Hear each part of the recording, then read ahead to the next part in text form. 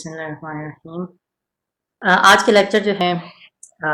Economics के ऊपर focus होगा। इकोनॉमिक्स जो है उसकी थोड़ी सी हिस्ट्री में जाना इसलिए ज़रूरी है कि आप लोगों को आइडिया हो जाए कि हमारा जो इस्लामिक पर्सपेक्टिव है वो बाकी इकोनॉमिक थ्योरी जो है उसके साथ कैसे इंटरेक्ट करता है। सबसे पहले इकोनॉमिक थ्योरी जिसका स्टार्ट हुआ वो हमारे अपने इब्न खल्दून जो हैं उनको दुनिया का एक तरह से सबसे पहला इकोनॉमिस्ट माना जाता है। वैसे तो एडम स्मिथ जो हैं उनको दुनिया का सबसे पहला मॉडर्न इकोनॉमिक्स का बानी जो है वो समझा जाता है, मगर बेसिक जो फाउंडेशन है वो इब्न खल्दून ही ने उसकी रखी थी। उसके बाद जैसे जैसे इकोनॉमिक थ्योरी चली उसमें दो मेन शाखें निकल आई। एक जो कम्युनिज्म की तरफ है जो कार्ल मार्क्स ने स्टार्ट की थी, जिसमें स्टेट जो है वो सारे रिसोर्सेज को ओन करती है, और दूसरा क्लासिकल इकोनॉमिक्स जो है उसमें फ्री मार्केट की तरफ ज़्यादा जोर है कि मार्केट जो है वो प्राइवेट प्रॉपर्टी की ओनरशिप हो लोगों की, और वो मार्केट फोर्सेस के तहत इकोनॉमी जो है वो आगे चले। फिर एक इम्पॉर्टेंट थ्योरी जो आई वो जॉन मेनर्ड केन्स की आई, जिन्होंने कहा कि गवर्नमेंट को इकोनॉमी में इंटरवीन करना चाहिए, क्योंकि वो जब फ्री मार्केट फंक्शन नहीं कर रही होती सही तरह तो गवर्नमेंट उसको अपने तरफ से गाइड कर सकती है और चेंज कर सकती है। एक ऑस्ट्रियन स्कूल ऑफ इकोनॉमिक्स है और वो स्कूल जो है वो गवर्नमेंट इंटरवेंशन के खिलाफ है, और वो कहता है कि हमारी जो मनी है उसको साउंड मनी होना चाहिए। साउंड मनी से मुराद के जो इंट्रिंसिक वैल्यू वाला ठोस मनी है उसके ऊपर आपकी जो करेंसी है उसको कंसिस्ट करना चाहिए। इस लिहाज से मैंने ऑस्ट्रियन स्कूल जो है इसको रेड किया है साउंड मनी को। ये जो बाकी सारे स्कूल्स हैं इनमें से इस्लाम जो है वो सबसे ज़्यादा क्लोज जो फाइनेंशियल थ्योरी है वो ऑस्ट्रियन स्कूल ऑफ इकोनॉमिक्स की तरफ जाती है। उसके अलावा हम देखेंगे कि बहुत सी एलिमेंट्स जो हैं वो कुछ एलिमेंट्स इस्लाम में केनीशियन इकोनॉमिक्स की भी हैं, कुछ एलिमेंट्स उसमें कार्ल मार्क्स वाली भी हैं। तो इस्लाम को आप किसी एक इकोनॉमिक थ्योरी से अलाइंड नहीं कह सकते, मगर डिफरेंट जो थ्योरीज हैं उन सब से हम जो अच्छी अच्छी चीज़ें हैं वो सब हम उनमें से ले सकते हैं। उसके बाद इकोनॉमिक थ्योरी आगे मज़ीद इवॉल्व हुई, केन्स को उन्होंने मॉडिफाई करके एक शिकागो स्कूल बहुत फेमस हुआ। उसके बाद आजकल जो एक नई थ्योरी चल रही है वो मॉडर्न मॉनेटरी थ्योरी की चल रही है। मगर मेरा जो फोकस होगा, जो principles Austrian school of economics के हैं वहाँ से हम अपना स्टार्ट लेंगे पूरी इकोनॉमिक सिस्टम को समझने के लिए। तो इकोनॉमिक साइंस जो है उसको पहले हमने समझना है कि वो है क्या चीज़। अब वो नेचुरल जो साइंस है, फिजिक्स है, केमिस्ट्री है, उससे डिफरेंट है। अगर मैं एक बॉल हवा में फेंकूंगा तो वो बॉल कुछ देर के बाद ज़मीन पे आके गिर जाएगी। बॉल जो है वो एक सर्टेन स्पीड से जा रही है, एयर रेजिस्टेंस है, ग्रेविटी है, चीज़ें उसको रोकने की कोशिश कर रही हैं। आप नेचुरल साइंस से ये डिटरमिन कर सकते हैं कि आपकी बॉल कब ज़मीन पर गिरेगी, मगर आप ये नहीं कह सकते कि बॉल ने खुद सोचा कि मैंने काफ़ी उड़ लिया और अब मैं ज़मीन पर चली जाऊँ। जबकि इकोनॉमिक साइंस इसका उलट है। अगर एक पायलट जो है वो हवा में अपना जहाज उड़ा रहा है और उसको आगे से तूफान मिलता है, बिजली चमक रही है, स्टॉर्म आ गया है, तो वो कहेगा कि यार मेरी सेफ्टी इसीलिए है कि मैं अपने जहाज को लैंड कर दूं। इसको आप एक रूल नहीं बना सकते फिजिकल साइंस की तरह कि पायलट जो है वो जब उसको इतनी स्टॉर्म अप्लाई होगी और वो इतनी स्पीड से जा रहा होगा तो वो इतनी देर के बाद लैंड कर देगा। लिहाजा इकोनॉमिक्स का एक ये क्रिटिसिज्म आता है कि ये इसको लोग साइंस कहते हैं और इसके लॉज को इकोनॉमिक लॉज के तौर पर रेफर करते हैं, मगर ये असल साइंस नहीं है, ये असल लॉज नहीं। मगर ये वाकई एक कानून बनता है कि अगर आपको लगेगा कि आपका जहाज तबाह हो जाएगा तो हर जी अकल पायलट जो है वो यही डिसाइड करेगा कि मैं अपने जहाज को ज़मीन पर उतार दूं, अनलेस कि वो पागल हो या वो खुदकशी करना चाहता हो। तो इस सेंस में इकोनॉमिक्स के बहुत से प्रिंसिपल्स जो हैं वो उनको आप लॉ ही कह सकते हैं। अब अगर वो जहाज को लैंड करेगा तो इसका मतलब ये होगा कि बहुत से लोग जिन्होंने एक जगह से दूसरी जगह जाना था वो एयरपोर्ट है वहीं फंसे रह जाएंगे। उनमें से कुछ ऐसे होंगे جن کو وہاں رات گزارنی ہوگی وہ ایک ہوٹل میں کمرہ لیں گے۔ اب اکنامکس جو ہے اس سے یہ کنکلوڈ کر رہی ہے کہ اگر فلائٹس کینسل ہو جائیں اور ایک سٹارم آ جائے تو لوکل جو ہوٹلز ہیں وہاں کی انکم کچھ دیر کے لیے رائز کر جائے گی، کیونکہ ان کے زیادہ کمرے بکیں گے، سارے جو مسافر وہاں پھنسے ہوئے ہیں سب کے سب رات گزارنے کے لیے ان کے پاس آ جائیں۔ اب یہ فزکس اور کیمسٹری کی طرح ایک اٹل اصول نہیں ہے، مگر اس بات میں نہایت وزن ہے۔ آپ کافی کانفیڈنس کے ساتھ یہ کہہ سکتے ہیں کہ جب سٹارم آئے گا اور فلائٹس کینسل ہوں گی تو ہوٹلز کو فائدہ ہوگا۔ تو یہ اس طرح کے کچھ اکنامک رولز ہیں جن سے ہم گائیڈنس لے سکتے ہیں، مگر ضروری نہیں کہ ان کو ہم فزکس کے لاز کی طرح استعمال کریں۔ ایک اور چیز جو اہم ہے اسلامک اکنامکس، جیسے ہم اسلامک آرکیٹیکچر کی بات کرتے ہیں، اب کہتے ہیں کہ اسلام میں جو عمارتیں بنانے کا طریقہ رہا ہے یا جو مسلمان جو انجینئر سول انجینئرس تھے انہوں نے جو ٹیکنیکس ڈیولپ کی، ایک خاص طرز عمل سے اسلامک آرکیٹیکچر جو ہے وہ باقی دنیا کے آرکیٹیکچر سے ڈفرینٹ ہے۔ مگر آپ یہ نہیں کہہ سکتے کہ اسلامک گریوٹی یا جو آپ اینٹیں استعمال کریں گے، جو آپ ریت استعمال کریں گے، ان کی اگر ایک سائنس ہے، ایک اسٹرینتھ آف مٹیریلز کی سائنس ہے، تو آپ یہ نہیں کہیں گے کہ یہ اسلامک اسٹرینتھ آف مٹیریلز، یعنی جو قوانین آپ کے کنونشنل اکنامکس کے بھی ہیں وہ ہم نے کنونشنل اکنامکس ہی سے لینے ہیں، اور جو پرنسپلز ہمیں اسلام نے دیے ہیں وہ ہم نے ان کے اوپر اپلائی کرنے ہیں۔ تو اس لیے جو اسلامک اکنامکس کو سمجھنے کا پہلا سٹیپ ہے آپ کا، وہ یہی ہے کہ آپ نے کنونشنل اکنامکس اور اس کے لاز کو سمجھنا ہے کہ سوسائٹی میں جو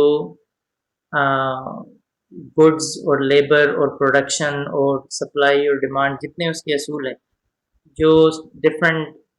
اکانومسٹس نے وضع کیے ہیں، ان سب کو ہم نے لے کے تو اسلامک اینگل سے فلٹر کرنا ہے، اسلامک اینگل سے اس کی جو کنکلوژنز اور ریکمنڈیشنز ہیں وہ آپ چینج کر سکتے ہیں۔ تو ہم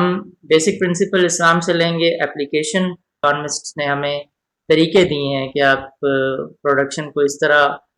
انفلوئنس کر سکتے ہیں۔ آپ نے بیسک اکنامکس جو ہے وہ ریگولر اکنامکس کے پرنسپلس کو پہلے سمجھنا ہے، اور اس کو سمجھنے کے لیے تاکہ آپ جب اپنا کیس پریزنٹ کر سکیں دینار و درہم کے لیے تو آپ کو اگلے بندے کی جو تردید ہے وہ بھی پتہ ہو کہ وہ کہاں سے اکنامکس پڑھ کے آیا ہے اور وہ کیوں کسی بات پر تنقید کر رہا ہے، اس کا صحیح جواب جو ہے وہ کیا بنتا ہے۔ تو اس لیے ہم تھوڑی سی بات ہم اکنامک پرنسپلز کی کریں گے اسٹیپ بائی اسٹیپ، پھر اس کی اپلیکیشن دینار اور درہم اور بڑے نیشنل لیول پہ ہم دیکھیں گے کہ کس طرح جو کرنٹ ہو رہی ہے وہ غلط ہو رہی ہے۔ اس کے لیے کہانی یا ایک سٹوری بنائی ہے، ایک ناول ہے رابنسن کروزو، جس کا شپ جو ہے وہ تباہ ہو جاتا ہے، وہ تیرتا ہوا ایک آئی لینڈ پہ چلا جاتا ہے۔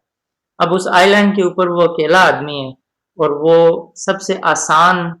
اکنامک پرنسپلز جو ہیں وہ اس آئی لینڈ کے اوپر کس طرح اپلائی ہوتے ہیں وہ سمجھنے کے لیے انہوں نے ایک مثال بنائی ہے۔ اس آئی لینڈ کے اوپر آپ کے پاس کوکونٹ کے درخت ہیں، یہ آپ کا نیچرل ریسورس ہے۔ وہ آدمی جو ہے وہ درخت پہ چڑھ کے تو کوکونٹ اتار کے کھا سکتا ہے۔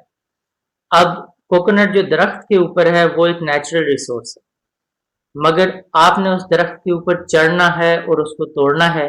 یہ وہ لیبر ہے جو سوسائٹی جو ہے وہ ان پٹ دے رہی ہے۔ اب جب لیبر نیچرل ریسورس کے اوپر اپلائی ہوگی تو آپ کے ہاتھ میں کٹا ہوا کوکونٹ آ جائے گا جس کو آپ کھا سکتے ہیں۔ تو یہ آپ کے کنزیومر گڈز ہیں جن کو آپ استعمال کرتے ہیں، آپ کا فوڈ ہے، آپ کی گاڑی ہے، آپ کے کپڑے ہیں جو ایک سوسائٹی پروڈیوس کرتی ہے۔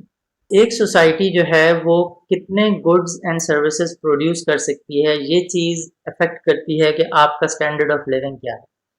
اگر ایک آدمی کے پاس تھوڑا سا کھانا ہے تو اس کا سٹینڈرڈ آف لیونگ نیچا ہے، جس کے پاس گاڑی بھی ہے، کپڑے بھی ہیں، بہت سے ڈفرینٹ کھانے ہیں، اس کا سٹینڈرڈ آف لیونگ اچھا ہے۔ اب سوسائٹی کتنے کپڑے، کتنا کھانا، کتنی گاڑیاں پروڈیوس کر سکتی ہے؟ رابنسن کروزو ایک دن میں 1 گھنٹے کے اندر وہ ایک کوکونٹ توڑے۔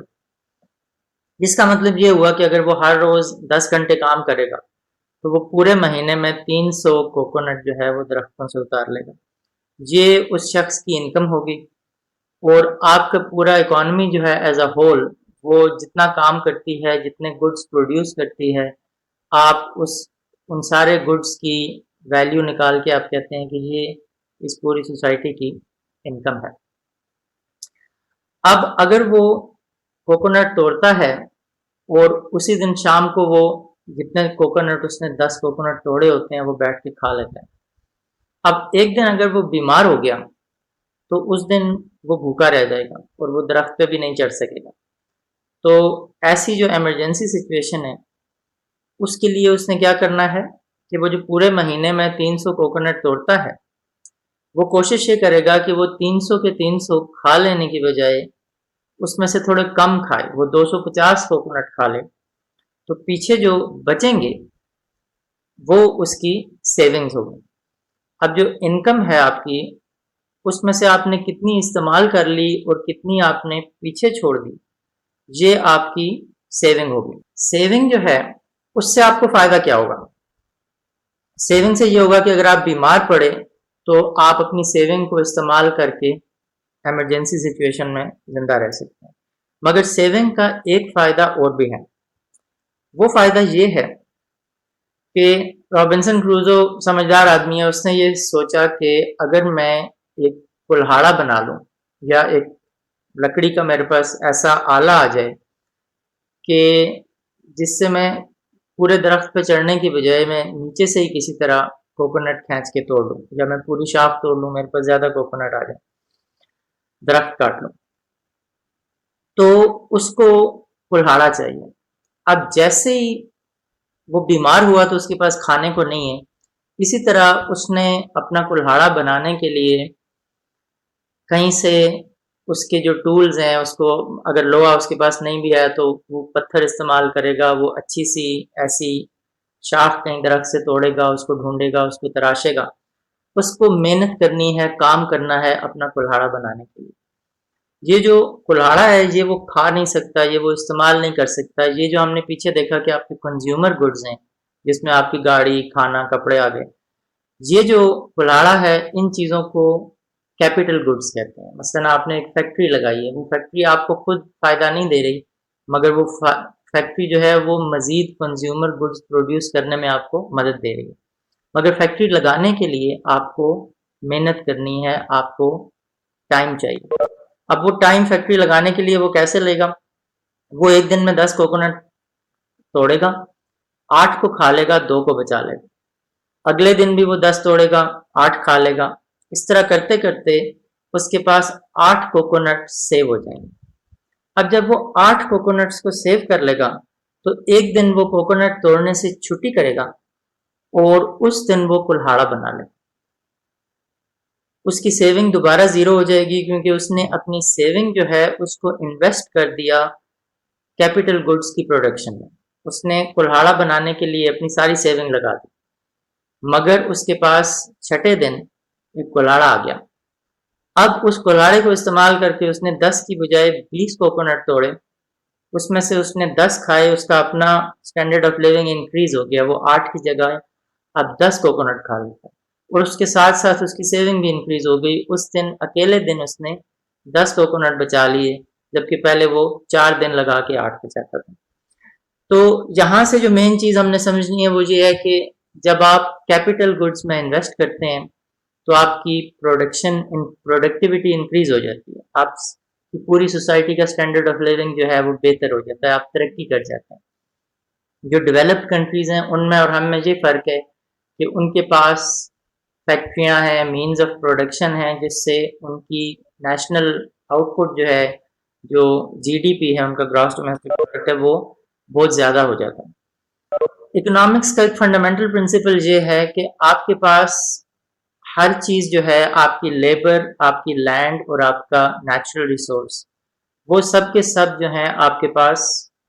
ایک فکس مقدار میں ہیں، یعنی وہ ان لمیٹڈ نہیں ہے. اس کو اسکیرسٹی کہتے ہیں کہ وہ تھوڑے ہیں، اور آپ نے یہ چوائس کرنی ہے کہ آپ نے وہ تھوڑی سی چیزیں کہاں استعمال کرنی ہے. مثلا آپ کے پاس جو لیبر ہے اس کی اسکیرسٹی یہ تھی کہ یا وہ لیبر کوکونٹ توڑنے میں لگے گی یا وہ کلہاڑا بنانے میں لگے گی. آپ یہ نہیں کر سکتے کہ آپ کوکونٹ بھی توڑتے رہیں اور کلہاڑا بھی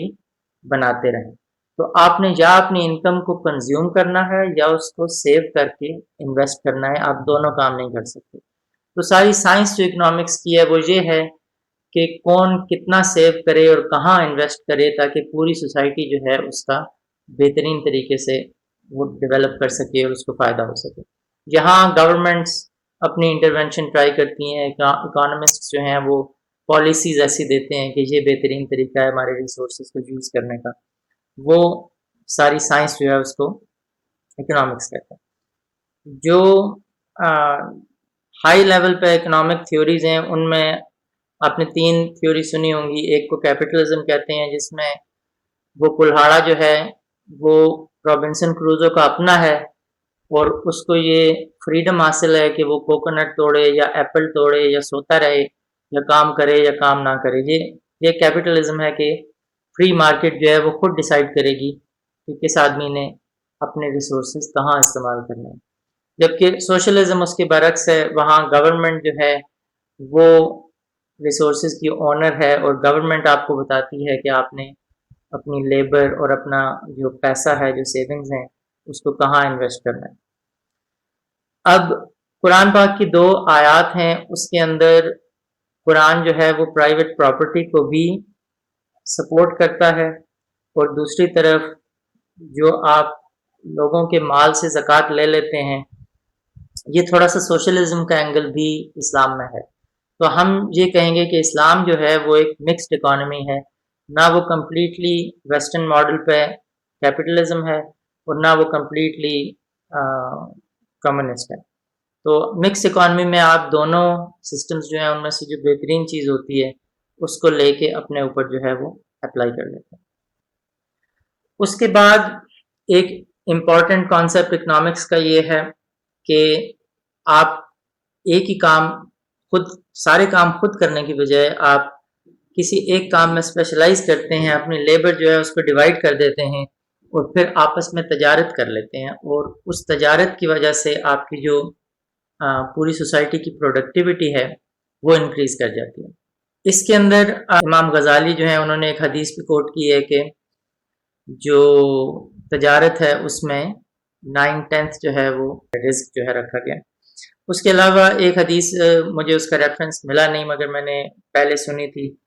کہ ایک شخص کے لیے خدا نے اگر کسی کام میں برکت رکھی ہے تو اس کو چاہیے کہ وہ اسی کو آگے لے کر چلے اور اسی پہ عمل پیرا رہے. تو یہ بھی ایک اسپیشلائزیشن کا اینگل ہے کہ آپ جب ایک کام میں ماہر ہو جائیں تو اسی کام کو کریں. اور اب ٹریڈ کا جو فائدہ ہے یہ بہت سینٹرل ہے. اس کی ایک ایگزامپل جو ہے میں آپ کو بیسک اکنامکس میں دی جاتی ہے اور بہت امپورٹنٹ بہت انٹرسٹنگ ایگزامپل ہے کہ فرض کریں آپ بیٹ بناتے ہیں اور بال بناتے ہیں اور آپ کا بیٹ جو ہے وہ 100 روپے کا بک جاتا ہے اور آپ کی بال جو ہے وہ 50 روپے کی بکتی ہے. اب ایک آدمی ہے جو بہت ماہر ہے, وہ بیٹ بھی بہت اچھے بناتا ہے, وہ بال بھی بہت اچھے بناتا ہے, وہ 5 بیٹ بناتا ہے اور 6 بالز بناتا ہے ایک دن کے اندر. دوسرا آدمی ہے وہ تھوڑا اتنا اچھا کام نہیں کرتا,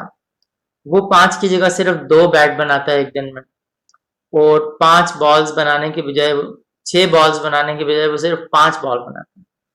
اب اس میں مزے کی چیز یہ ہے کہ جو پہلا آدمی ہے وہ دوسرے سے ہر لحاظ سے بہتر ہے.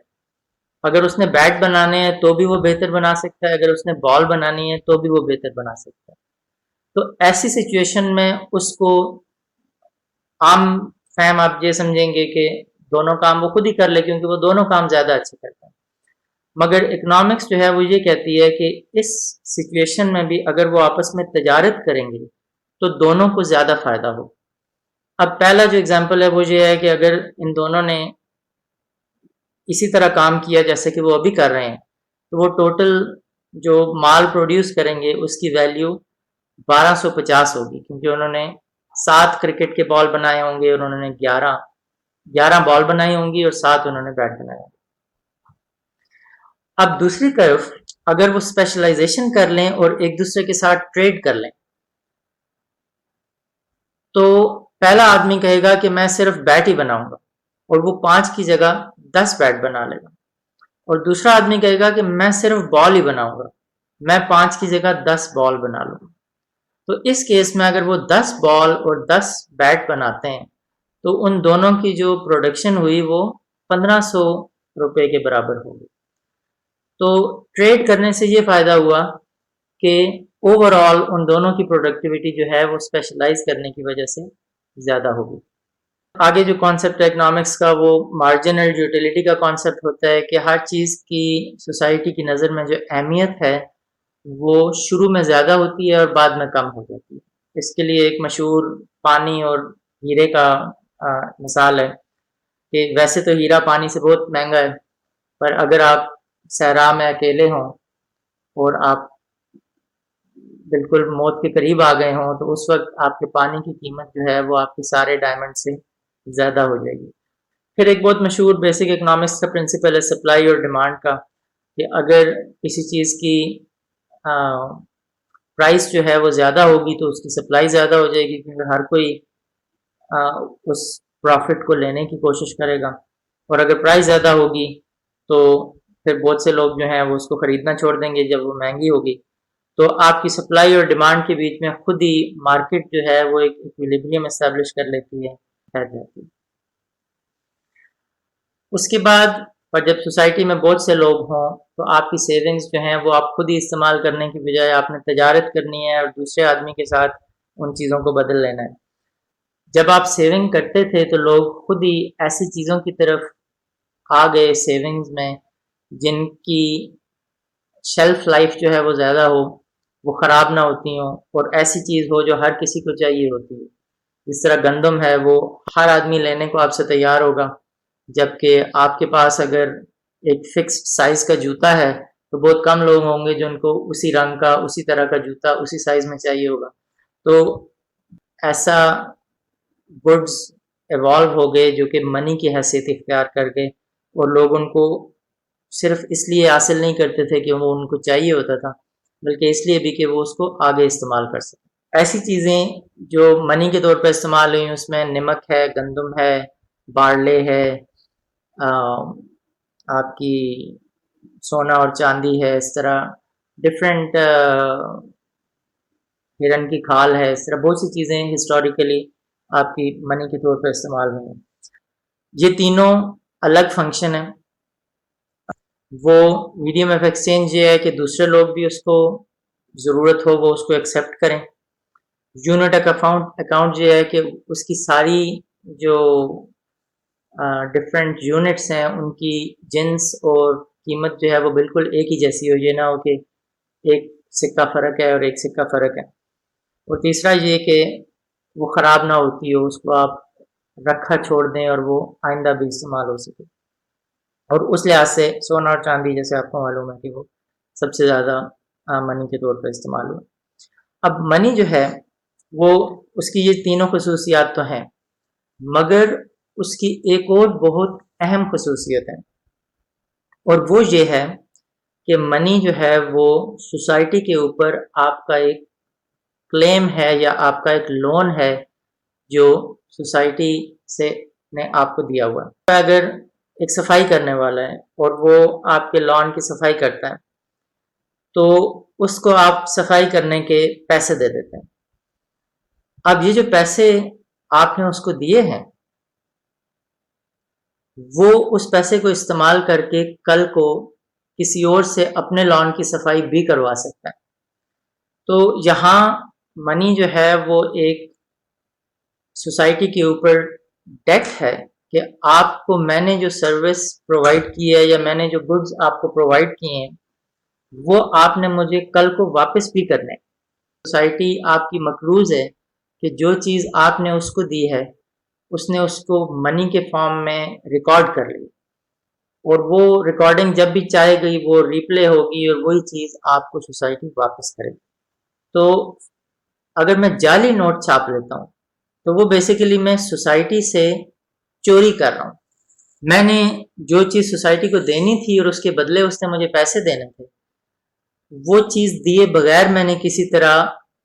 پیسہ حاصل کر لیا، یا میں نے नोट खुद छाप लिया, स्टेट बैंक ने नोट छाप लिया, या मैंने जाली करेंसी इशू कर ली। अब जाली करेंसी जो है वो हराम है और इलीगल भी है और इमोरल भी है। वो इखलाकी तौर पे भी गलत है, कानूनी तौर पे भी गलत है। मगर वो क्यों गलत है? वो इसलिए गलत है क्योंकि मुझे पैसा इसलिए मिलना था कि मैंने कोई चीज़ सोसाइटी को प्रोवाइड की थी, जिसके बदले उससे मुझे वो पैसा दिया। तो जब मैं सिर्फ पैसा हासिल कर लिया तो मैंने सोसाइटी को कुछ नहीं दिया, और सोसाइटी से कुछ वापस लेने के लिए अपना जो क्लेम है वो मैं झूठा क्लेम लेके आ गया। तो ये एक तरह से पूरे कम्युनिटी से, पूरी सोसाइटी से या पूरी नेशन से एक तरह की चोरी है, जो आप एक मुख्तलिफ अंदाज से कर रहे हैं। उसके बाद इंटरेस्ट जो है वो कन्वेंशनल इकोनॉमिक्स में एक फंडामेंटल कॉन्सेप्ट है। हम जो है वो इंटरेस्ट फ्री फाइनेंसिंग की तरफ जाना चाहते हैं, मगर इंटरेस्ट जो है वो हराम होने के साथ उसका एक और जो इकोनॉमिक इंडिकेटर का रोल है कि इंटरेस्ट ये डिटरमिन करता है कि आपकी सोसाइटी में आपकी करंट कंजम्पशन और फ्यूचर कंजम्पशन में कितना वैल्यू का फ़र्क है। मसलन अगर मैं आपको एक चॉकलेट आज दूं, या मैं आपसे कहूं कि आपको मैं 1 साल के बाद दूंगा, तो आज चॉकलेट खाने में और 1 साल के बाद चॉकलेट खाने में ऑब्वियसली आप आज खाने को प्रेफर करेंगे, मगर वो कितना फ़र्क है और आप उसको कितनी वैल्यू देते हैं। तो इंटरेस्ट रेट ये डिटरमिन करता है कि जब आपने लोन लिया तो उस लोन को आप कितने रेट पर लेने के लिए राज़ी हो जाएंगे। ये इस चीज़ पर डिपेंड करता है कि टोटल सोसाइटी में कितने फंड्स लोन होने के लिए अवेलेबल है। जैसे कि सप्लाई और डिमांड की हमने पहले बात की कि जब कोई चीज़ महंगी हो जाती है तो लोग उसको ख़रीदना छोड़ देते हैं, तो उसकी कीमत नीचे आ जाएगी। तो जो इंटरेस्ट रेट है उसकी अवेलेबिलिटी इस चीज़ पर डिपेंड करती है कि लोगों ने कितना पैसा सेव किया और उस पैसे को वो लोन करने के लिए तैयार हो गए। बेसिकली इंटरेस्ट रेट के ऊपर भी इम्पैक्ट करती हैं। अब जब हम Islamic profit and loss sharing model के ऊपर जाएंगे तो वहाँ भी यही फैक्टर इस चीज़ को डिटरमिन करेगा कि जो मुदारिब है उसके साथ आपने क्या टर्म्स डिसाइड की हैं, कितने परसेंट जो है उसका प्रॉफिट जो है आप लेंगे उसको पैसा प्रोवाइड करने के लिए। तो होगा तो वो इंटरेस्ट नहीं होगा, वो प्रॉफिट एंड लॉस शेयरिंग की बेसिस पे होगा। मगर जो मार्केट मैकेनिज्म है जिसने ये डिटरमिन करना है कि आपका इन्वेस्टर मुदारिब से कितना प्रॉफिट लेने के लिए राज़ी होता है, ये चीज़ आपके इंटरेस्ट रेट ने मार्केट से डिटरमिन करनी है कि टोटल उस मुदारिब के पास दूसरे फाइनेंसियर्स कितने मौजूद हैं, सोसाइटी में कितनी इन्वेस्टमेंट की गुंजाइश है, कितनी सेविंग्स अवेलेबल है इन्वेस्ट होने के लिए। या अगर वो आपसे पैसा नहीं लेगा, आप कहते हैं कि मुझे इतने percent profit and loss share करो, जबकि दूसरा आदमी कहेगा कि मुझसे कम ले लो। तो जहाँ इंटरेस्ट रेट इम्पॉर्टेंट है कि वो आपकी प्राइस ऑफ बोरोइंग मनी जो है उसको डिटरमिन करता है। अब इस्लाम में ये प्राइस ऑफ बोरोइंग मनी नहीं होगी, ये rate of profit and loss sharing हो जाएगा। मगर ये फैक्टर वहाँ भी अप्लाई होगा कि सोसाइटी ने कितनी सेविंग की और कितना फंड सोसाइटी को अवेलेबल है उसकी डिमांड को सेटिस्फाई। आगे चलते हैं, थोड़ा सा गवर्नमेंट इंटरवेंशन को देखते हैं। गवर्नमेंट जो है उसके पास दो मेन एक्सपेंडिचर्स के हेड्स हैं, एक एडमिनिस्ट्रेटिव एक्सपेंसेस है और दूसरे डेवलपमेंटल एक्सपेंसेस है। यहाँ ये बहस छिड़ती है कि क्या गवर्नमेंट को सिर्फ डिफेंस और पुलिसिंग और एडमिनिस्ट्रेशन और मुल्क चलाने की हद तक रहना चाहिए, या गवर्नमेंट को एक्टिवली जो प्राइवेट एंटरप्राइज को किस हद तक गवर्नमेंट को इन्वॉल्व होना चाहिए। तो यहाँ फ्री मार्केट और सोशलिज्म जो है उसके दरमियान आपने किसी जगह आके रुकना है। सोशलिज्म रिप्रेजेंट्स बिग गवर्नमेंट जहाँ हर काम गवर्नमेंट कर रही है, और फ्री मार्केट जो है इट रिप्रेजेंट्स स्मॉल गवर्नमेंट कि वो सिर्फ डिफेंस और पुलिस और मेन चीज़ें अपने पास रख रही है اور باقی چیزیں اس نے سوسائٹی کو دے دی ہیں کہ وہ خود اسکول بنائیں، وہ خود جو ہے ہسپتال بنائیں، اور مریض جو ہیں وہ خود ڈٹرمن کریں کہ وہ کتنے پیسے دے کے اپنے ہسپتال سے علاج کروانا چاہتے ہیں۔ نبی پاک صلی اللہ علیہ وسلم جو ہیں ان کے بہت سے احکام ایسے ہیں جو اسمال گورنمنٹ کو، فری مارکیٹ کیپٹلزم کو ریپرزینٹ کرتے ہیں، اور کچھ احکام جو ہیں وہ ان کے اور خلفائے راشدین کے ایسے ہیں جو کہ بگ گورنمنٹ کو ریپرزینٹ کرتے ہیں۔ اب دوسرا اینگل اس میں یہ ہے کہ گورنمنٹ جب بھی پرائیویٹ سیکٹر میں آتی ہے، جب گورنمنٹ اسکول چلاتی ہے، گورنمنٹ ہسپتال بناتی ہے، تو وہ اس سے اتنے اچھے چلتے نہیں ہیں، جو آج کل پی آئی اے کی اور ریلوے کی بات ہو رہی ہے کہ اس کو پرائیویٹائز کیا جائے، تو وہاں انیفیشنسی اور کرپشن جو ہے اس کا اینگل گورنمنٹ میں آ جاتا ہے۔ اب یہ ایک الگ بحث ہے کہ تھوڑی سی اکنامکس سے نکل کے پالیٹکس پہ اور اکنامک فلاسفی کی طرف چلی جاتی ہے کہ کون سا آپٹیمم لیول ہے گورنمنٹ کی انٹرونشن کا، مگر اکنامکس کے اینگل سے جب ہم دیکھیں گے تو ہم نے یہ دیکھنا ہے کہ گورنمنٹ کے پاس انٹروین کرنے کے کون کون سے جائز اور حلال طریقے ہیں۔ اگر اکنامک وزڈم کہتا ہے کہ گورنمنٹ کو کام کرنا چاہیے تو اس کو کرنے کا طریقہ جو ہے وہ اسلام کے مطابق ہونا چاہیے۔ گورنمنٹ کے جو سورسز آف ریونیو ہیں وہ بیسیکلی 3 ہیں۔ ایک یہ ہے کہ وہ سیلز اور انکم ٹیکس کو یوز کرے گی، دوسرا وہ بجٹ ڈیفیسٹ کو یوز کرے گی، اور تیسرا وہ انفلیشن کو یوز کرے گی۔ انکم ٹیکس اور سیلز ٹیکس کیا ہے کہ وہ ڈائریکٹلی آپ کی جو ارننگز ہیں ان میں سے ایک حصہ وہ خود لے لیتی ہے۔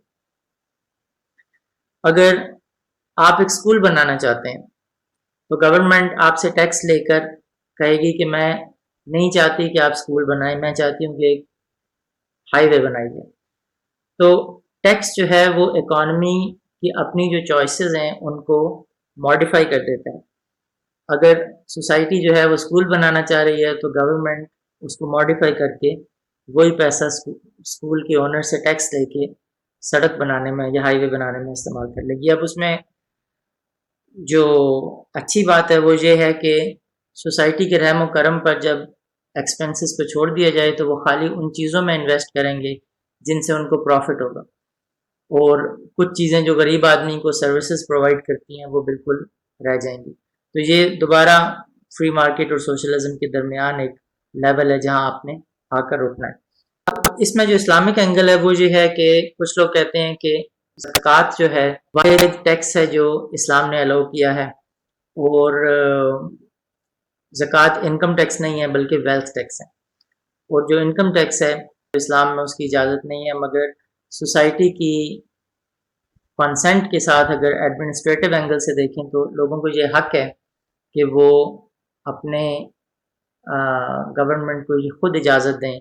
کہ کسی بہتر فلاحی کام کے لیے وہ اگر پیسہ اکٹھا کر کے استعمال کرنا چاہتی ہے تو وہ کرے۔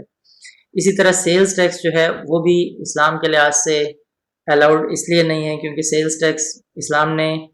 بائی لیٹرل ٹریڈ جو ہے اس کی آپ کو اجازت دی ہے کہ 2 آدمی اگر آپس میں کوئی ٹریڈ کر رہے ہیں تو وہ آزاد ہیں اس ٹریڈ کو کرنے کے لیے، مگر سیلز ٹیکس بیسیکلی کی آزادی کو چھین کر اس کے اندر ایک تیسرا اینگل ڈال رہی ہے کہ آپ دونوں جب آپس میں کوئی تجارت کریں گے تو اس کا کچھ پرسنٹیج آپ مجھے بھی دیں گے، تو گورنمنٹ خود اس کے اندر ایک تیسری پارٹی جو ہے وہ بن کے آ رہی ہے۔ اس کے علاوہ اکنامکس جو ہے وہ یہ کہتی ہے کہ سیلز ٹیکس جو ہے وہ فری مارکیٹ کی چوائس کو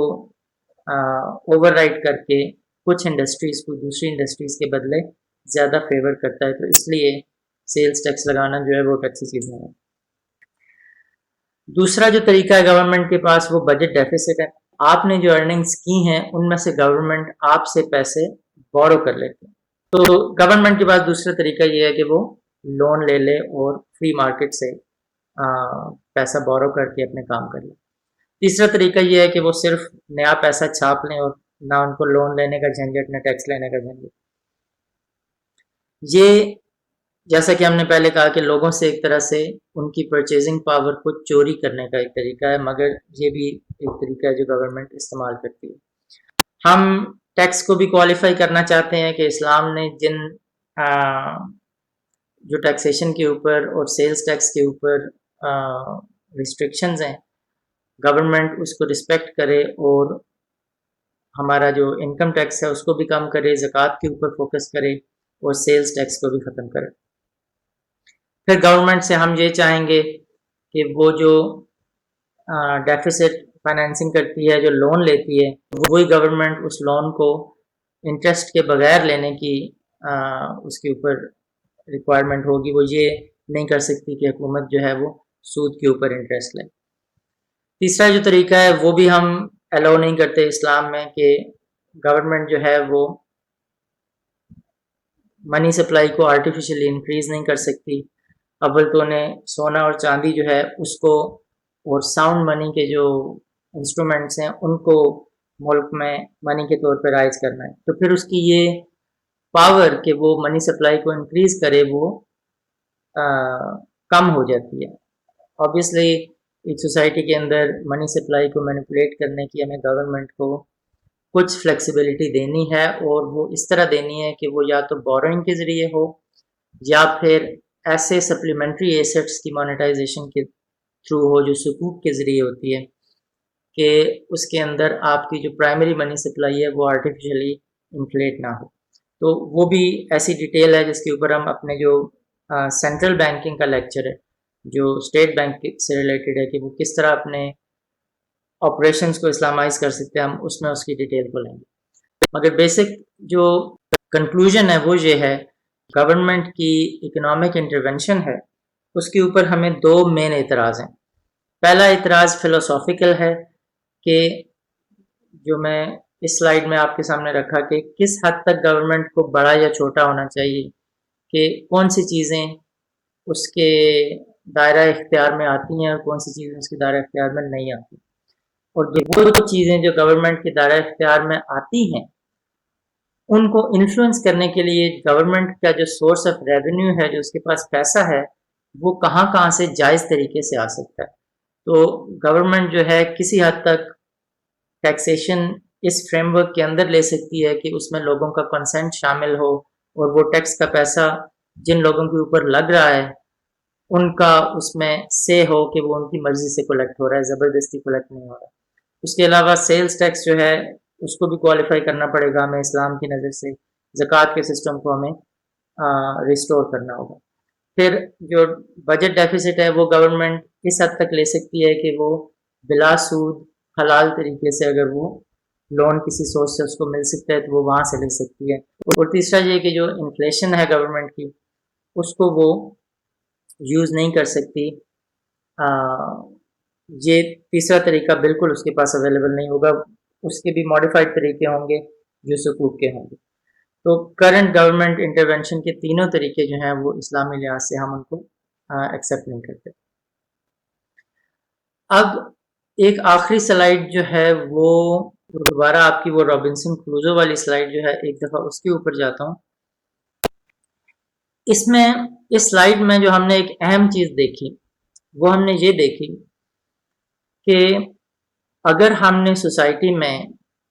پروڈکٹیوٹی انکریز کرنی ہے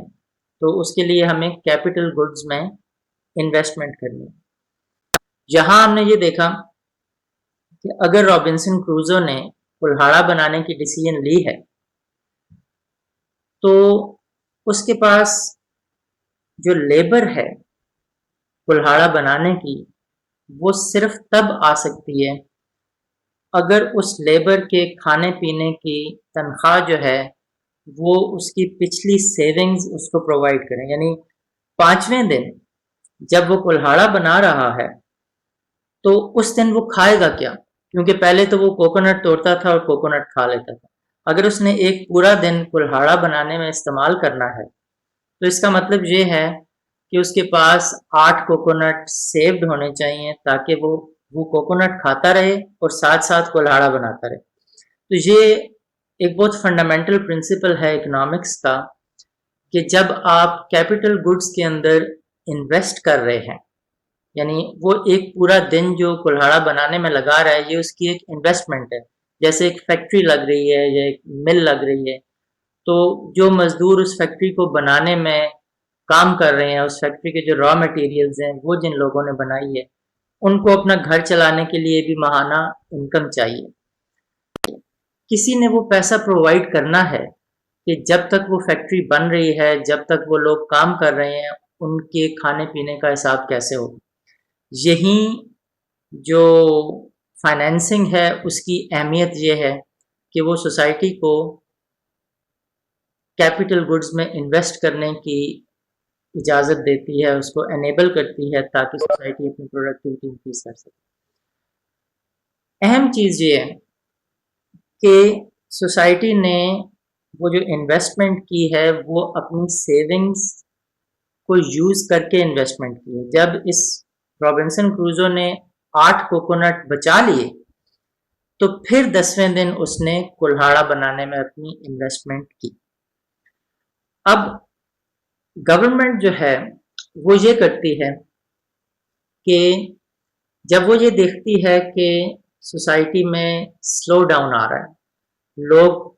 کلہاڑا بنا سکتے ہیں مگر نہیں بنا رہے، تو گورنمنٹ یہ چاہتی ہے کہ سوسائٹی کی پروڈکشن جو ہے انکریز ہو جائے۔ ہر گورنمنٹ اپنے نمبرز، اپنے اسٹیٹسٹکس جو ہیں ان کو امپروو کرنا چاہتی ہے کہ جی ہمارے زمانے میں اتنی گروتھ ہوئی، اتنا جی ڈی پی ہمارا بڑھا، اتنی نئی فیکٹریاں لگیں، اتنی نئی ملیں لگیں۔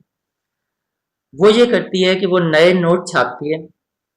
اور ان نوٹوں کے ذریعے وہ لوگوں کو وہ پیسہ دے کر کہتی ہے کہ آپ فیکٹری لگائیں۔ مگر اس میں اور اس میں فرق یہ ہے کہ ہماری ایگزامپل میں سوسائٹی نے 8 کوکونٹ سیو کیے ہوئے تھے، تب ان کے بدلے اس نے 5ویں دن محنت کی اور کلہاڑا بنایا۔ اگر یہ کوکونٹ فزیکل ساؤنڈ منی، سونا چاندی نہ ہوتے، اگر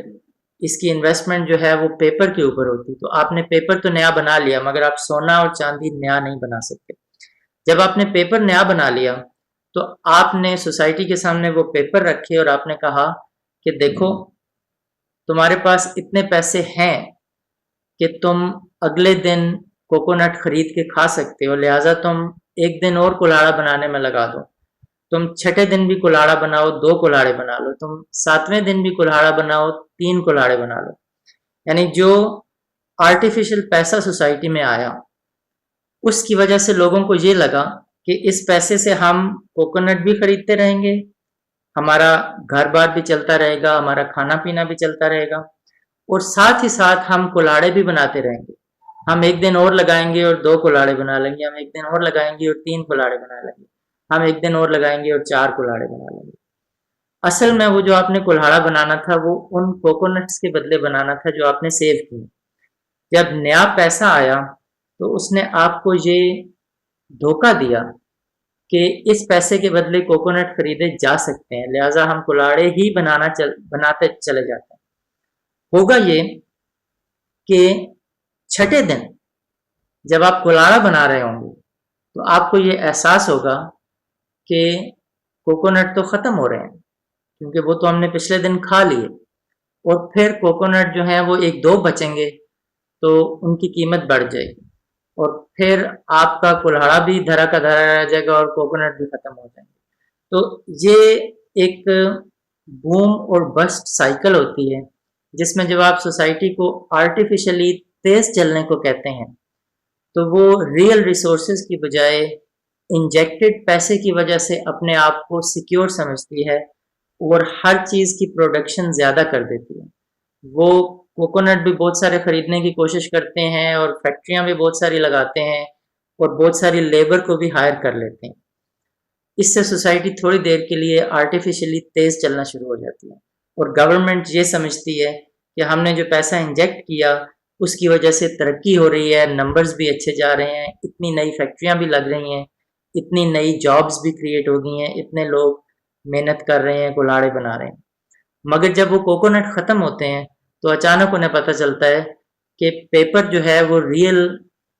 کنزیومر گڈز کو ریپرزینٹ نہیں کرتا تھا، لہٰذا ہماری کنزمپشن اور انویسٹمنٹ میں بیلنس خراب ہو گیا، اور پھر وہ کرائسس کی طرف جاتی ہے۔ پھر وہ اس کو بوم اور بسٹ سائیکل کہتے ہیں کہ جو آپ کا ببل ہے وہ پھٹتا ہے اور پھر سارے لوگ اپنی نوکریوں سے بھی جاتے ہیں، جو فیکٹریاں ہیں وہ دیوالیہ ہو کے بک جاتی ہیں اور پوری سوسائٹی آپ کی اکانومی جو ہے وہ کریش کر جاتی ہے۔ تو جو ٹریڈیشنل اکنامکس ہے وہ سوسائٹی کی اکنامک ایکٹیویٹی میں تیزی کو پیدا کرنے کے لیے آرٹیفیشلی پیسہ ڈال کے اس کو تیز کرنے کی کوشش کرتی ہے، اور جب وہ تیز ہو جاتی ہے تو وہ نیچرل تیزی نہیں ہوتی، وہ سسٹین نہیں کر پاتی ہے، وہ کریش میں چلی جاتی ہے۔ تو آسٹرین اسکول آف اکنامکس جو ہے وہ یہ کہتا ہے کہ اگر آپ اپنے پیسے کو آرٹیفیشلی انفلیٹ کرنا چھوڑ دیں اور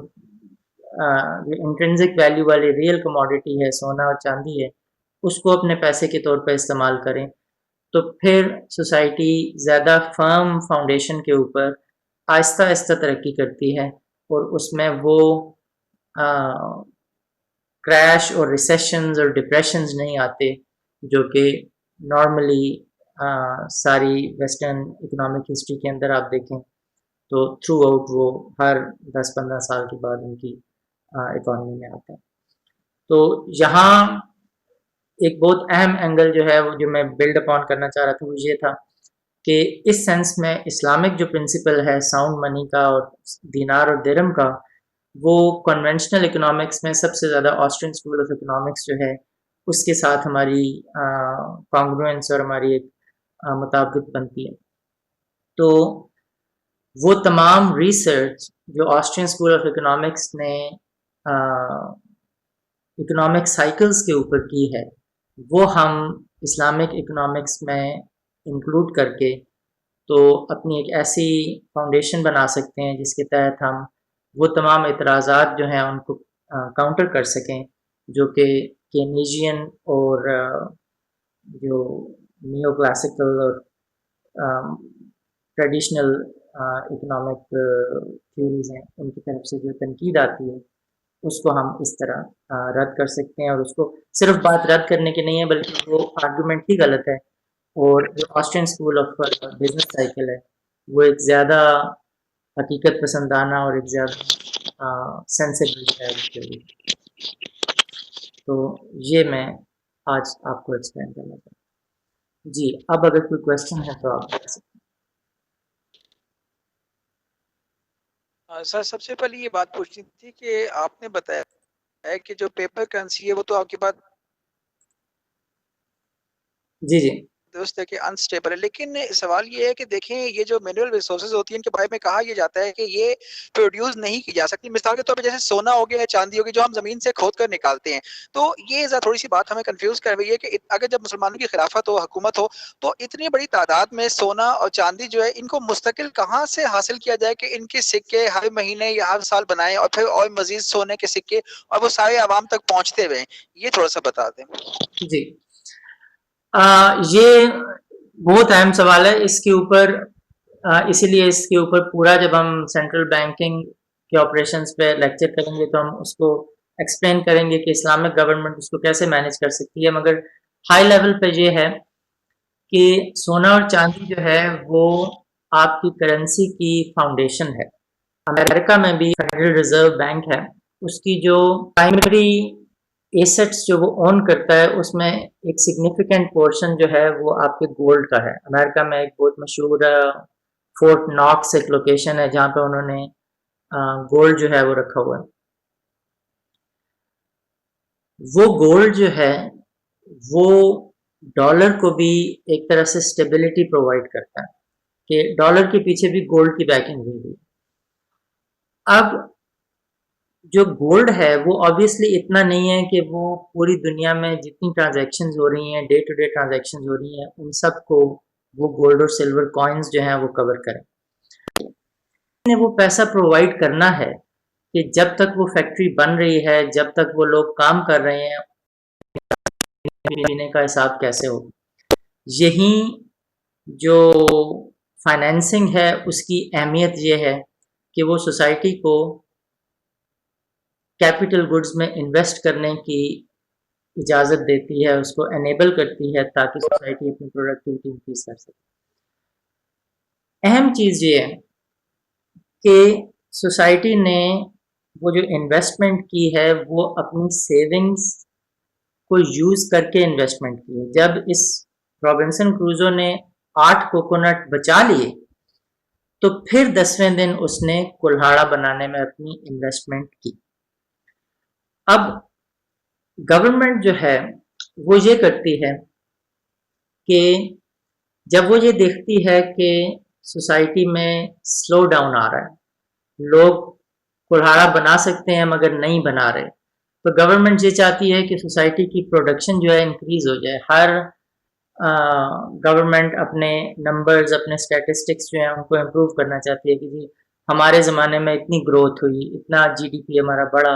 اتنی نئی فیکٹریاں لگیں, اتنی نئی ملیں لگیں. وہ یہ کرتی ہے کہ وہ نئے نوٹ چھاپتی ہے اور ان نوٹوں کے ذریعے وہ لوگوں کو وہ پیسہ دے کر کہتی ہے کہ آپ فیکٹری لگائیں. مگر اس میں اور اس میں فرق یہ ہے کہ ہماری ایگزامپل میں سوسائٹی نے 8 کوکونٹ سیو کیے ہوئے تھے, تب ان کے بدلے اس نے 5ویں دن محنت کی اور کلاڑا بنایا. اگر یہ کوکونٹ فزیکل ساؤنڈ منی سونا چاندی نہ ہوتے, اگر اس کی انویسٹمنٹ جو ہے وہ پیپر کے اوپر ہوتی, تو آپ نے پیپر تو نیا بنا لیا مگر آپ سونا اور چاندی نیا نہیں بنا سکتے. جب آپ نے پیپر نیا بنا لیا تو آپ نے سوسائٹی کے سامنے وہ پیپر رکھے اور آپ نے کہا کہ دیکھو تمہارے پاس اتنے پیسے ہیں کہ تم اگلے دن کوکونٹ خرید کے کھا سکتے ہو, لہٰذا تم ایک دن اور کلاڑا بنانے میں لگا دو. تم 6 دن بھی کلاڑا بناؤ, 2 کلاڑے بنا لو. تم 7ویں دن بھی کلاڑا بناؤ, 3 کلاڑے بنا لو. یعنی جو آرٹیفیشل پیسہ سوسائٹی میں آیا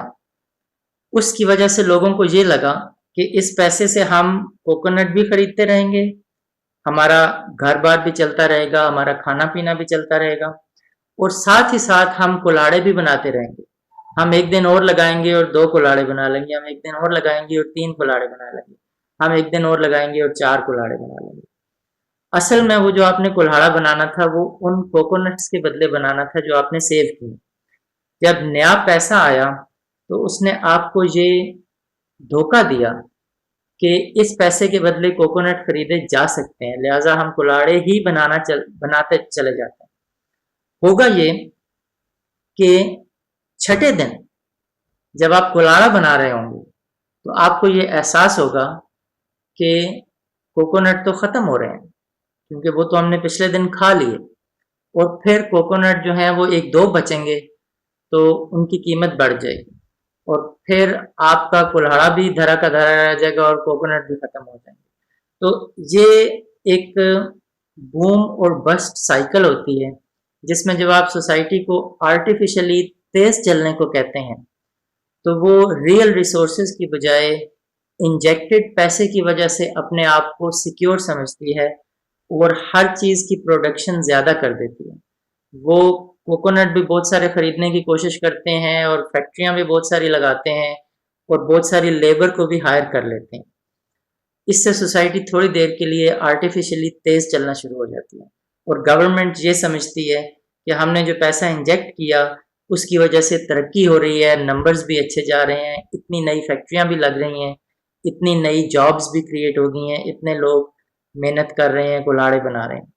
مگر جب وہ کوکونٹ ختم ہوتے ہیں تو اچانک انہیں پتہ چلتا ہے کہ پیپر جو ہے وہ ریئل کنزیومر گڈس کو ریپرزینٹ نہیں کرتا تھا, لہٰذا ہماری کنزمپشن اور انویسٹمنٹ میں بیلنس خراب ہو گیا, اور پھر وہ کرائسس کی طرف جاتی ہے. پھر وہ اس کو بوم اور بسٹ سائیکل کہتے ہیں کہ جو آپ کا ببل ہے وہ پھٹتا ہے اور پھر سارے لوگ اپنی نوکریوں سے بھی جاتے ہیں, جو فیکٹریاں ہیں وہ دیوالیہ ہو کے بک جاتی ہیں اور پوری سوسائٹی آپ کی اکانومی جو ہے وہ کریش کر جاتی ہے. تو جو ٹریڈیشنل اکنامکس ہے وہ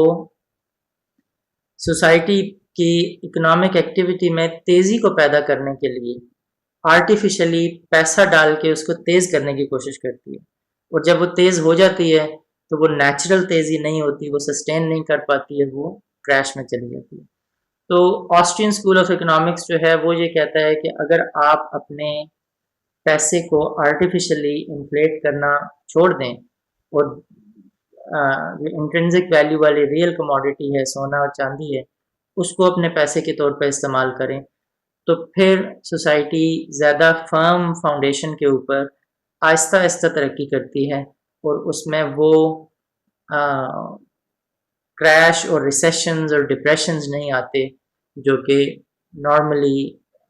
ساری ویسٹرن اکنامک ہسٹری کے اندر آپ دیکھیں تو تھرو آؤٹ وہ ہر 10-15 سال کے بعد ان کی اکانومی میں آتا ہے. تو یہاں ایک بہت اہم اینگل جو ہے وہ جو میں بلڈ اپون کرنا چاہ رہا تھا وہ یہ تھا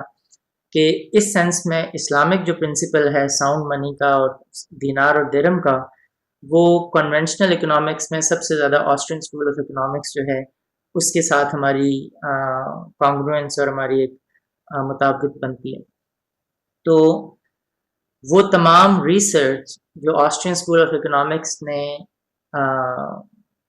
اکنامک سائیکلز کے اوپر کی ہے،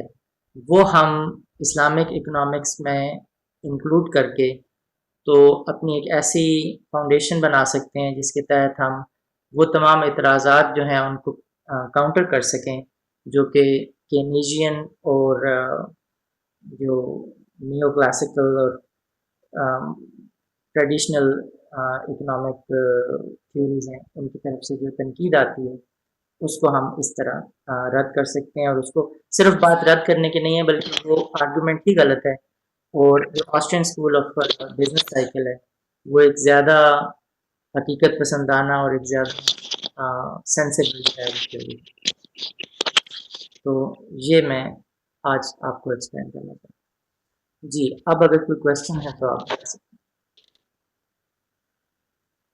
سر سب سے پہلے یہ بات پوچھنی تھی کہ آپ نے بتایا ہے کہ جو پیپر کرنسی ہے وہ تو آپ کے پاس جی جی درست ہے کہ انسٹیبل ہے، لیکن سوال یہ ہے کہ دیکھیں یہ جو مینول ریسورسز ہوتی ہیں ان کے بارے میں کہا یہ جاتا ہے کہ یہ پروڈیوس نہیں کی جا سکتی. مثال کے طور پہ جیسے سونا ہو گیا ہے، چاندی ہو گئی جو ہم زمین سے کھود کر نکالتے ہیں. تو یہ تھوڑی سی بات ہمیں کنفیوز کر رہی ہے کہ اگر جب مسلمانوں کی خلافت ہو، حکومت ہو، تو اتنی بڑی تعداد میں سونا اور چاندی جو ہے ان کو مستقل کہاں سے حاصل کیا جائے کہ ان کے سکے ہر مہینے یا ہر سال بنائیں اور پھر اور مزید سونے کے سکے اور وہ سارے عوام تک پہنچتے ہوئے. یہ تھوڑا سا بتا دیں. جی یہ بہت اہم سوال ہے. اس کے اوپر اسی لیے اس کے اوپر پورا جب ہم سینٹرل بینکنگ کے آپریشنز پہ لیکچر کریں گے تو ہم اس کو ایکسپلین کریں گے کہ اسلامک گورنمنٹ اس کو کیسے مینیج کر سکتی ہے. مگر ہائی لیول پہ یہ ہے کہ سونا اور چاندی جو ہے وہ آپ کی کرنسی کی فاؤنڈیشن ہے. امریکہ میں بھی فیڈرل ریزرو بینک ہے، اس کی جو پرائمری ایسٹس جو وہ اون کرتا ہے اس میں ایک سگنیفیکنٹ پورشن جو ہے وہ آپ کے گولڈ کا ہے. امریکہ میں ایک بہت مشہور فورٹ ناکس ایک لوکیشن ہے جہاں پہ انہوں نے گولڈ جو ہے وہ رکھا ہوا ہے. وہ گولڈ جو ہے وہ ڈالر کو بھی ایک طرح سے سٹیبلٹی پرووائڈ کرتا ہے کہ ڈالر کے پیچھے بھی گولڈ کی بیکنگ ہوئی ہوئی. اب جو گولڈ ہے وہ آبویسلی اتنا نہیں ہے کہ وہ پوری دنیا میں جتنی ٹرانزیکشنز ہو رہی ہیں، ڈے ٹو ڈے ٹرانزیکشنز ہو رہی ہیں، ان سب کو وہ گولڈ اور سلور کوائنز جو ہیں وہ کور کریں. کہ آپ کی جو پرائمری فاؤنڈیشنل منی سپلائی ہے اور جو آپ کی یونٹ آف اکاؤنٹ ہے وہ دینار اور درہم کے اندر ہوگی. اس کا یہ مطلب نہیں ہے کہ گولڈ اور سلور کے علاوہ باقی ٹھوس اجزاء جو ہیں لیکوڈیٹی اور مانیٹائزیشن نہیں پرووائڈ کر سکتے. یعنی اسلامک ماڈل میں ہم ایکسکلوسیولی گولڈ اور سلور کے اوپر ریلائی نہیں کریں گے کہ یہی واحد ہماری کرنسی ہے اور اس کے علاوہ ہماری اور کوئی چیز کے اندر ٹریڈ نہیں ہو سکتی. یعنی اسلام میں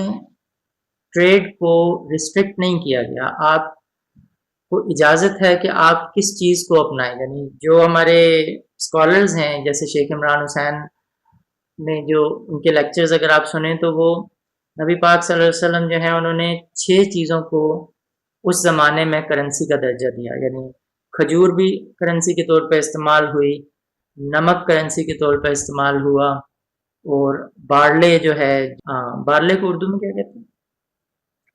میرا خیال ہے جو شاید اس کو، تو جو کا دانہ جو ہے وہ بھی آپ کی کرنسی کے طور پہ استعمال ہوا. تو ایون اس زمانے میں آپ کی جو کرنسی ہے وہ واحد سونے اور چاندی کے اوپر کنسسٹ نہیں کرتی تھی. آپ نے کھجور سے، جو سے، نمک سے اور چیزوں سے اس کو منی سپلائی کو آپ کے ایکسپینڈ کر لیے تھے. یعنی منی کیا ہے؟ منی وہ چیز ہے جو کہ اسٹور آف ویلیو کے طور پہ ایکٹ کر سکتی ہے اور میڈیم آف ایکسچینج کے طور پہ ایکٹ کر سکتی ہے. اسلام گورنمنٹ کی مونوپلی کو ختم کرتا ہے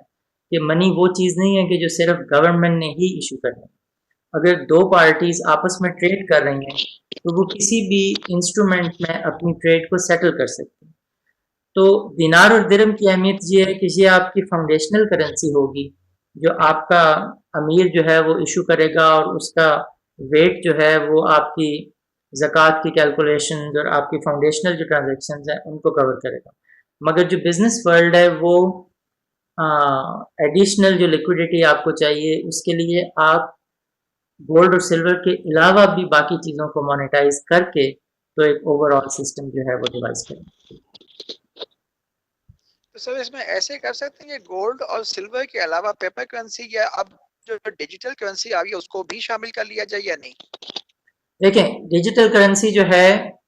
وہ ریپرزنٹیشن ہے، جو پیپر کرنسی ہے وہ بھی ایک ریپرزنٹیشن ہے. جو آپ کے سکوک ہیں وہ اگر کسی فزیکل چیز کو ریپرزینٹ کرتے ہیں تو پھر ان کی ویلیو ہے. ڈیجیٹل کرنسی بھی اگر کسی فزیکل چیز کو ریپرزینٹ کرتی ہے تو پھر اس کی ویلیو ہے. اگر وہ کسی چیز کو ریپرزینٹ نہیں کرتی تو اس کیس میں آپ یہ نہیں کہہ سکتے کہ اس کو استعمال کیا جا سکتا ہے کرنسی کے طور پر اگر اس کی بیکنگ میں آپ نے کسی چیز کو رکھنا ہے، مثلا آپ نے کرپٹو کرنسی بنائی اور اس کرپٹو کے پیچھے بھی کاپر کو رکھ دیا تو پھر وہ ایک لیجٹمیٹ طریقہ ہو سکتا ہے ٹرانزیکشنز کا. تو پیپر کرنسی کا جو لیکچر ہے اس میں ہم ڈیٹیل میں ڈسکس کریں گے کہ ہمارا جو اعتراض ہے وہ پیپر کرنسی کے پیپر کے اوپر نہیں ہے بلکہ اس کی بیکنگ اور اس کی حیثیت کے اوپر ہے کہ کس طرح گورنمنٹ اس کو انفورس کرتی ہے اور کس طرح گورنمنٹ اس کے پیچھے جو بیکنگ ہے اس کی کوئی ویلیو نہیں ہوتی. تو اگر آپ پیچھے کا سٹور جو ہے اس کو فزیکل کر سکتے ہیں، انٹرنزک ویلیو کے ساتھ لا سکتے ہیں، تو آگے اس کے پیپر بھی ہو سکتا ہے، ڈیجیٹل بھی ہو سکتا ہے. اس کے اپنے قوانین ہیں، یعنی اسلام جو ہے وہ ریسٹرکشنز لگاتا ہے. وہ پیپر اس طرح کا پیپر کرنسی نہیں ہوگی جس طرح کی ٹریڈیشنل پیپر کرنسی ہوتی ہے، مگر اپنی ٹریڈ کو فیسیلیٹیٹ کرنے کے لیے جس حد تک اسلام آپ کو اجازت دے گا وہاں آپ اس کی ڈیجیٹل اور پیپر ریپرزنٹیشن کو اڈاپٹ کر سکتے ہیں.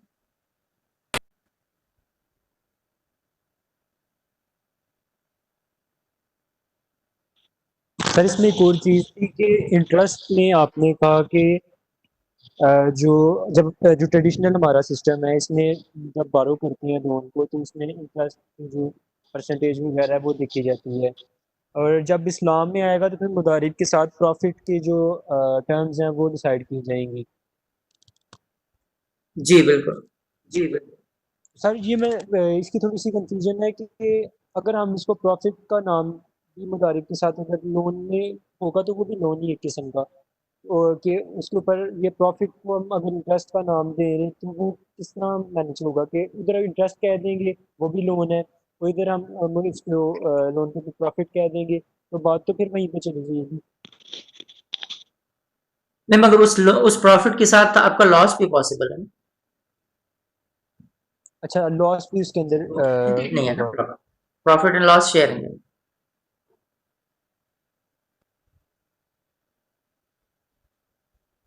اور سیکنڈلی یہ انکم ٹیکس میں تھا کہ انکم ٹیکس اور سیل ٹیکس میں سیل ٹیکس کو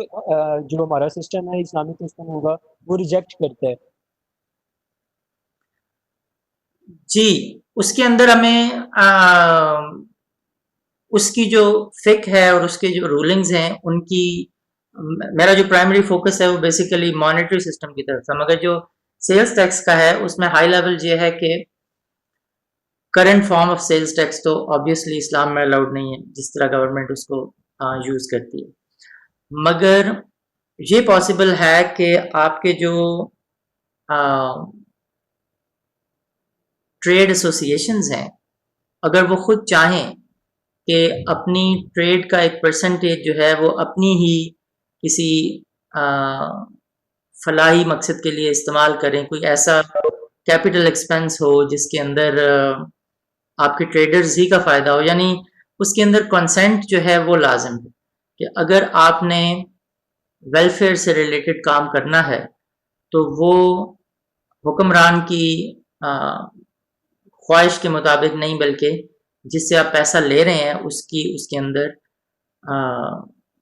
جو ہے آمادگی جو ہے وہ ضروری ہے اس کے لیے. اس کی سب سے بڑی مثال جو ہے وہ نبی پاک صلی اللہ علیہ وسلم کی مثال یہ ہے کہ بہت سے اہم واقعات اسلام میں ایسے ہوئے جہاں جنگیں بھی ہوئیں، جو مدینہ کی ریاست ہے اس کو اپنی ایگزسٹنس تک کا خطرہ پڑ گیا، مگر کبھی بھی ہم نے اسلام میں یہ نہیں سنا کہ لوگوں سے مال زبردستی لے کے اس ایکسکیوز کے اوپر کہ بھئی ہم نے مدینے کو ڈیفینڈ کرنا ہے تو ہر کوئی جو ہے وہ 10 دینار دے، یعنی وہاں بھی بات والنٹریلی تھی کہ پوری کمیونٹی جو ہے وہ کنٹریبیوٹ کرے، جو جتنا کنٹریبیوٹ کرے اس کنٹریبیوشن کو ہم یوز کریں. تو وہاں گورنمنٹ نے ایک فیسیلیٹیشن رول ادا کیا کہ لوگوں کو وہ فریم ورک دیا، وہ کاز دیا، وہ پلیٹ فارم دیا کہ جس کے اوپر وہ پیسہ اکٹھا ہو اور استعمال ہو، مگر کسی کے ساتھ بھی زبردستی نہیں کی گئی کہ ہر آدمی نے 10 دینار دینے ہیں اور سب سے جا کے لے لو. تو اس فارم میں جو ٹیکسیشن ہے وہ اس کی اجازت نہیں ہے، مگر اس سینس میں اس کا بے شک آپ نام بدل دیں، اس کو ٹیکس کی جگہ کچھ اور کہہ لیں، مگر اس سینس میں ضرور اس کی گنجائش ہے کہ گورنمنٹ ایسے والنٹری پلیٹ فارمز اور فریم ورکس بنائے جن کے تحت لوگ اپنے جو کولیکٹیو مسائل ہیں ان کے فائنینشیل ریسورسز کو پول کر کے ان کو سالو کر سکیں. تو یہ ایک ماڈیفائڈ طریقہ ہو سکتا ہے اسلام میں ٹیکسیشن. سر اس میں ہم نے کیپٹلزم کا اور سوشلزم کا ذکر کیا تھا آپ نے بھی. اس میں اب دیکھیں گے کہ پاکستان میں جو اس وقت چل رہا ہے، اگر ہم ان کو کوئی ایڈوائز کرنا چاہیں تو جو ادارے ہیں اس وقت پاکستان کے وہ نیشنلائز ہیں موسٹلی. اس کو کیا پرائیویٹائز کرنے کی طرف ہم ان کو کہیں گے کہ جس طرح پیچھے ماضی میں بھی دیکھا تھا ایک ڈکٹیٹرشپ کے دور میں، تو یہ پہلے پرائیویٹائز تھے، بعد میں پھر ڈیموکریسی آئی تو جو انسٹیٹیوشنز تھے ان کو نیشنلائز دوبارہ کیا گیا. تو یہ اس میں ریسورسز میں بھی وہی آئے گا کہ پرائیویٹ آنرشپ اس کو دے دی جائے. جیسا کہ میں نے کہا اسلام میں ایک مکسڈ اکانومی ہے، وہ حکمران کے وزڈم کے اوپر ہے کہ شریعت میں جہاں جہاں گنجائش ہے وہ وہاں تک اپنی گورنمنٹ کے رول کو ایکسپینڈ کر سکتے ہیں. پرائمریلی ہم فری مارکیٹ کی طرف جائیں گے، پرائیویٹائزیشن کی طرف جائیں گے، مگر اس طرح نہیں کہ ہر چیز ہی پرائیویٹائز ہو. تو کچھ چیزیں جو گورنمنٹ کے زمرے میں ہے وہ گورنمنٹ ہی کے پاس جائیں گی، مگر بائی اینڈ لارج آپ کی بات صحیح ہے کہ اوور آل فوکس جو ہے وہ پرائیویٹائزیشن کی طرف ہونا چاہیے.